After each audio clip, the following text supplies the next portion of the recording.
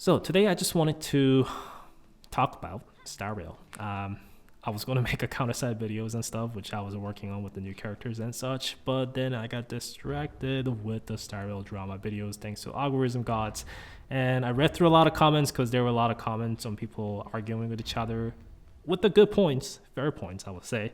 And there are tons of videos also going on one side and the other side. So I just wanted to share my opinions just because I'm definitely not tourist farming for drama points. I actually play Star Rail for a long time and I actually really like the game.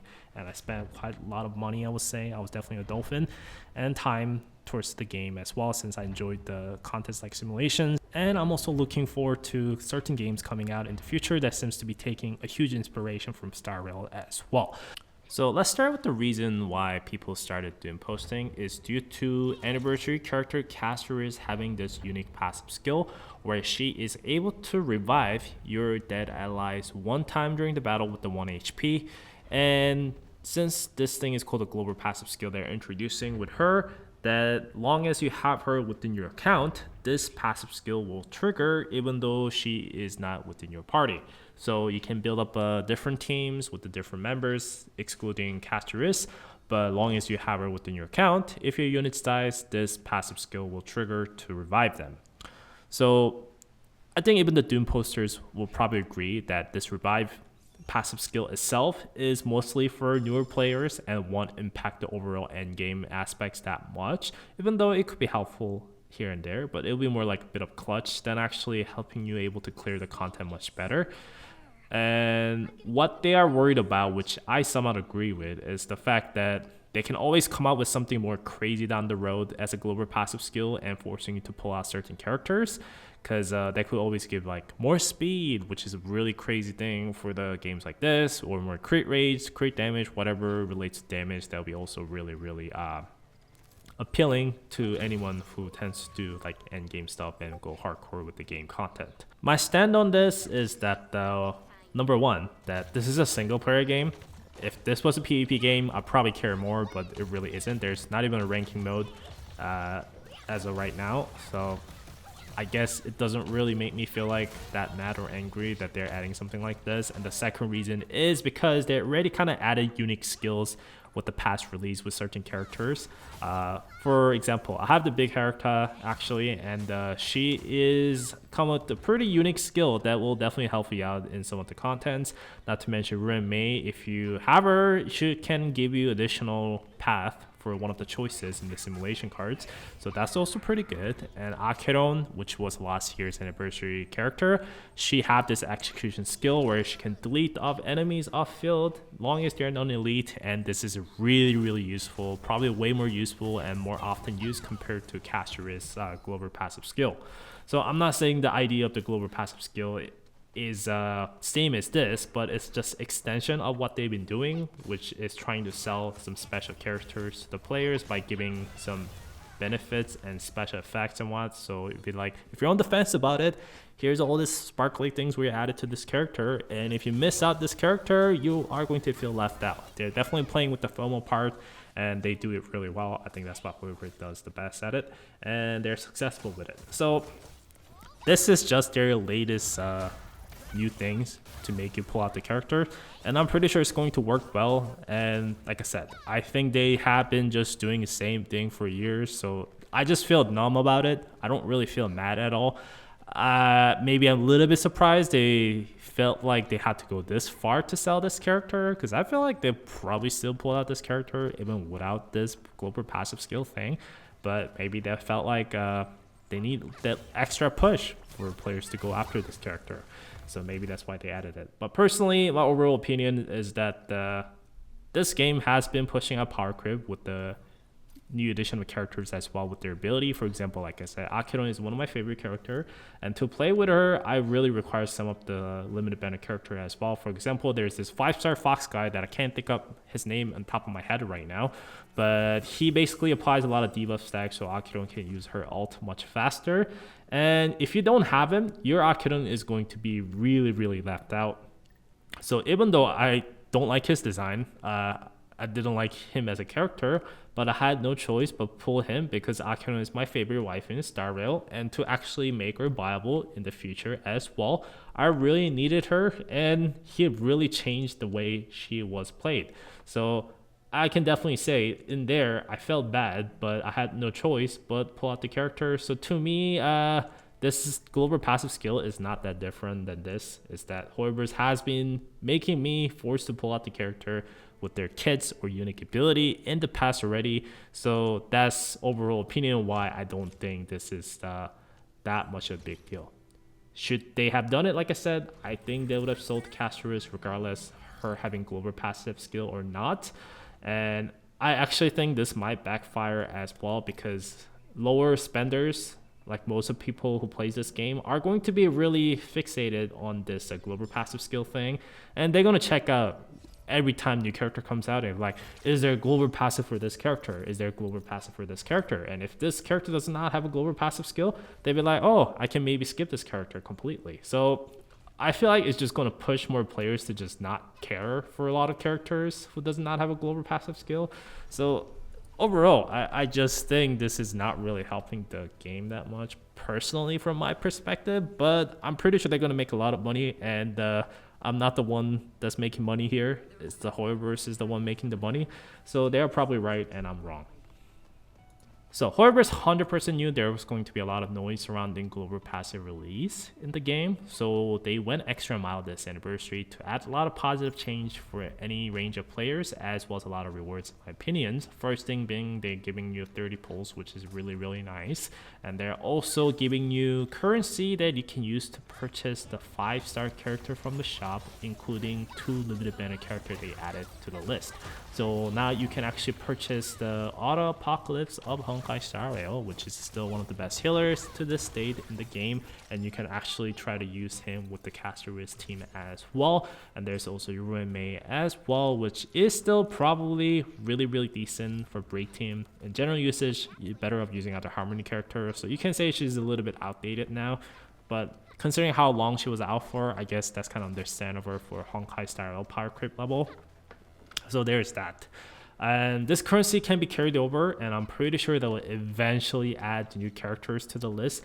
I don't know how long it will take, so someone like me would like to avoid spending this materials and save up for the future. That's probably the save since I have both of the characters. And along with that, they're also adding this patch will definitely please the mega whales, because now you can actually get this silver tokens if you get the character beyond 6 dupes, and if you basically get 2 additional character after you hitting them to max dupe, you are also able to get this 2 silver tokens, which result into 1 gold tokens that you can use to buy characters from the shop. On top of that, if you buy the BP now, you are actually going to be getting this new currency, and if you collect 4 of this currency, you are able to trade that with one of the 5-star limited Lycon from the shop as well. So tons of benefits for any spenders as well. So not just good for low spenders, but whales as well. So they're adding all these changes, and I never thought Hoyo would do this, but they're adding a lot of stuff, I would say. And they also try to fix the 50-50 system by adding some of the version 1 characters, such as Slee, which is definitely outdated, so is the Blade, which is totally outdated and such. And they'll definitely add more characters down in the future. Now, this is the part where I kind of share my opinions with overall states of the Star Rails, since I have been out of the loop for a couple months because I was honestly bored with the game.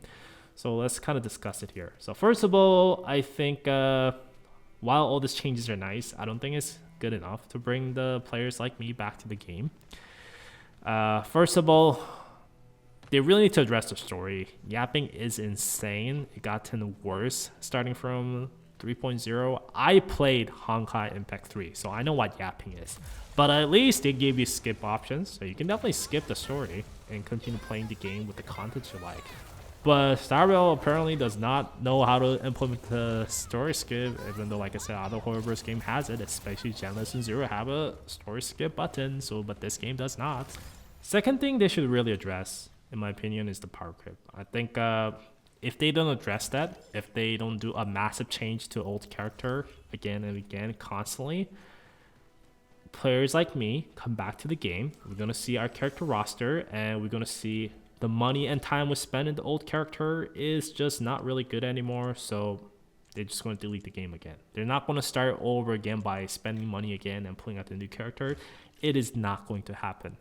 It's normal thing for gacha games, but I think Genshin Impact was unique in the sense that you can't just come back to the game and you can enjoy with the waifu you pulled out again, and then you settle down, have some time, then you pull out the new character here and there, you have the fun again, and you continue to play. Like Genshin Impact, despite all the hate it gets, is the game that's have the least amount of power creep, especially in horror-based games, and you can literally put down the game, come back again, and enjoy the game again, because there's so much things to do beside the, I guess, the combat aspect, which is mainly what Star Rail is, and that's why there's so much inflation towards to it. It just works, and I think copying the same exact system to the Star Rail might have worked initially, but I think over time, just span of 2 years, it showed that it doesn't work. That's why they're starting to add all this like hey, past limited beta characters slowly coming to 50-50 pool. We're trying to give you more options if you pay a little bit more money to get 5-star limited banner icons. Like they're adding all these things because they realize, okay, our current Genshin Impact model does not work on Star Rail as we hope to after 2 years. So they're adding all these changes for hoping the players to spend money again. Point I'm saying is that Hoyo will have to do a lot of stuff. They got infinite resources. They're a multi-billion-dollar company with so much staff existing within the company. So if they decide to do it, they can do it. But I feel like they're taking their slow-ass time. I was honestly disappointed to hear that buff for old character like a Silverwolf, Blade, and Kafka is coming version 3.4 when they announced it like last version or so during developer notes types of thing.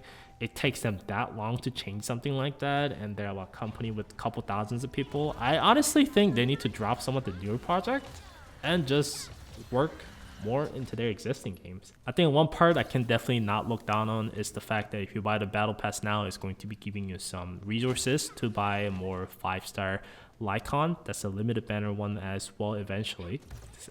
That's really nice. I cannot really look down on that. Giving more benefits for just not too crazy amount of money is always good. But once again, that's not enough to make me come back to the game. Maybe if they gave me an option that if I do that, I can select out the brand new Lycon instead of rolling for the banner, then maybe I'm interested in. But this is not it, so that's not enough. Lastly, we'll end the video with me talking about the 50-50 fix they're trying to do. I think is lazy attempt at best. Like, it's better than nothing. It ends it there. Characters that they're giving away is still really bad and no one wants them. Like, even the hardest horror shills, trust me, if you lose 50-50 and get those characters, you're going to be mad. You'd rather win that 50-50 and get the character that's from the limited banner rate up instead. So it's just a band-aid fix. I think they could have done something better instead. Maybe they could up the rates like some other games. Like I'm not trying to praise Wuthering Wave here because they came out much later than Horrorverse games did. So to compete with them, they actually have to appeal to players and give more reason to actually play their games. So lowering gacha pity a bit and with the better rates and actually weapon banner giving you 100% guaranteed pull is probably right call. Someone like me who experienced a Wuthering Wave gacha, once again, I'm not praising it, but I have no intention to ever spend that much in Horrorverse games ever again unless they follow the same system as Wuthering Wave. Maybe it's just me, I know, but like I've been saving a lot of money because of that, because I just don't feel like spending money on Horrorverse games because of all these differences. Like same thing goes for other games that seems to be following exact same modules as the Horrorverse 50-50 and the weapon banner system. I'm just like, if we don't have a guaranteed weapon banner system, I'm not going to be pulling that banner because, like, trust me, it's not for me. But yeah, I'm done ranting. Let's close up the video. Once again, I'm just going to say that global passive thing is definitely just an excuse to get mad about the game because you have been dissatisfied with the other aspect of the game. Like, I quit because I was dissatisfied with the other aspects of the game, and global passive thing doesn't really add on to my decisions to stop playing the game or not come back to the game, because to me it just doesn't feel that different than whatever they have been doing in the past. The existing problem is the reason why I'm not coming back, and it doesn't seem like they're trying to fix it. I think they are definitely trying hard to figure out their ways to maintain current business model, but also trying to maintain it. But personally, unless they fix the ones, or at least try to fix the ones I kind of mentioned in this video, I don't know. We'll see. Last thing I'm gonna say is that play the game you want to play and have fun with. Don't let other people, especially on the internet, to make you feel bad about for playing that game. If you're having fun, that's all it matters. I think I learned that in a hard way, and I'm truly playing the game that I'm having fun with. Of course, sometimes I do get stressed, but overall, I'm happy with games I'm currently playing, and brings me much more joy and relaxing time and fun. So yeah, don't feel bad and have fun. And I'll see you guys next time with other videos. Thanks for watching this long ass rant videos, and I'll see you guys next time. Take care.